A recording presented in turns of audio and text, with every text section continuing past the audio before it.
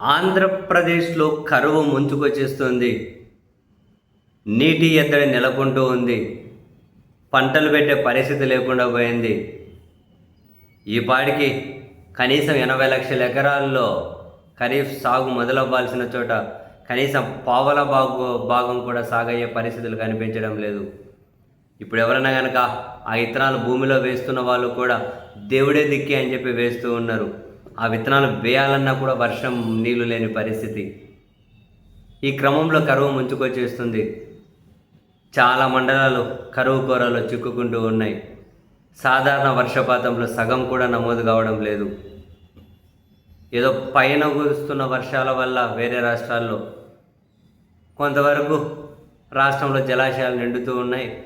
So దాన్ని తాగునీటి అవసరాలకు కరెక్ట్గా వినియోగించే ప్రణాళికలు సిద్ధం చేయండి, దాన్ని జాగ్రత్తగా ప్లాన్ చేయండి అని తాజాగా ముఖ్యమంత్రి చంద్రబాబు నాయుడు గారు ఆర్టీజీఎస్లో ఉన్నత స్థాయి సమీక్ష సమావేశం నిర్వహించారు.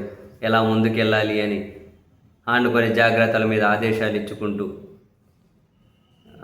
ఇంతకు ముందు వరకు మనం పెద్దగా ఈ మధ్యకాలంలో కరువు వినకుండా ఉండేవి. ఇంతకుముందు కొన్ని సంవత్సరాలు మేము కరోనా లాంటిది వచ్చినప్పుడు కూడా కరువు అనే మాట ఏమీ వినకుండా ఉండేవి. కానీ ఇప్పుడేమో కరువు ముంచుకొచ్చేస్తుంది. ఏవో వాతావరణ పరిస్థితుల్లో మార్పులు అంటున్నారు, ఎల్నినో అంటున్నారు, మరొకటి అంటున్నారు.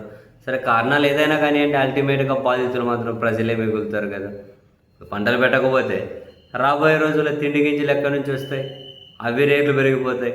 లేదు, కొన్నిసార్లు దిగుమతి చేసుకుంటారా, దిగుమతి చేసుకున్న ఆ రేట్లు ఎక్కువైతే అది మళ్ళీ ప్రజల మీదే వేసేస్తారు.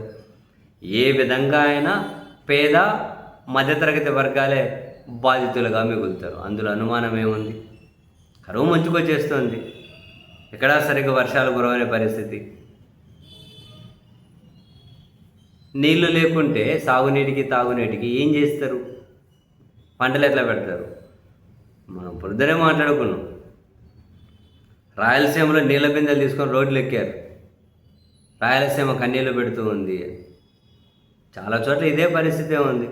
రాయలసీమ లాంటి చోట్ల మరింత తీవ్రమైన పరిస్థితులు ఉన్నాయి.